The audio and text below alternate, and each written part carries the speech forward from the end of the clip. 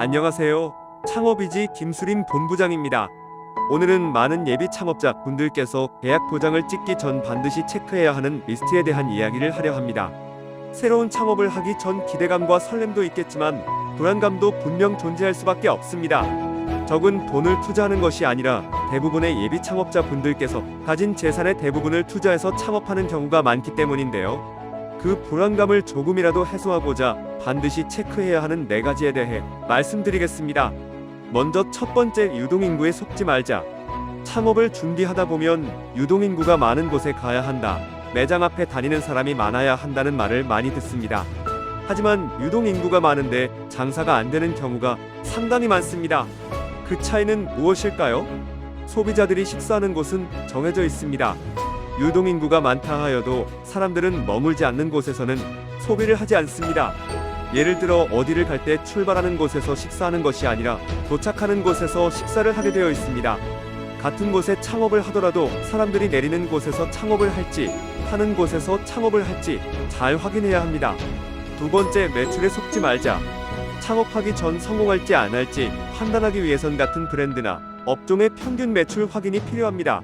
단순히 나오는 매출을 생각하지 마시고 매출 대비 재료비와 인건비로 인한 한 달 지출이 얼마나 되는지 정확한 확인이 필요합니다. 매출의 가장 큰 부분을 차지하는 것이 재료비와 인건비입니다. 매출에 속지 말자. 꼭 기억하시기 바랍니다. 세 번째, 창업 비용에 속지 말자. 가끔 보면 점포의 권리금이 터무니없이 싸거나 없는 경우가 있습니다. 개인 사정이 있어서 운영을 하지 못해서 등 여러 이유들로 나오는 경우인데요. 전 점주가 운영을 못해서 그렇다며 내가 하면 다르다는 생각으로 투자 비용이 적다고 들어가시나요? 권리금이 없으면서도 분명 좋은 매장은 존재합니다.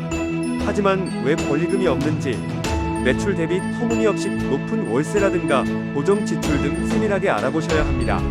가장 중요한 마지막, 수익을 따져보아야 합니다. 얼마 파느냐 정말 중요하죠. 하지만 더 중요한 것은 얼마가 남느냐입니다. 매출이 높다는 것은 그만큼 힘들게 일하고 있다는 뜻입니다.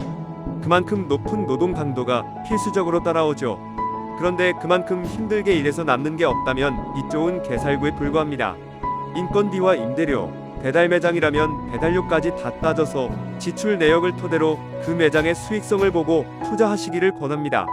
오늘은 창업 계약서를 쓰기 전에 반드시 체크해야 할 4가지에 대해 알아보았습니다. 어떤 업종으로 창업을 하시든 계약 쓰기 전에 반드시 위 4가지를 세밀하게 따져보고 창업하시기를 바랍니다. 그럼 모두 성공하는 창업하시는 예비 창업자 분들이 되길 바라며 저희 창업이지는 다음에 더 좋은 소식으로 찾아오겠습니다. 감사합니다.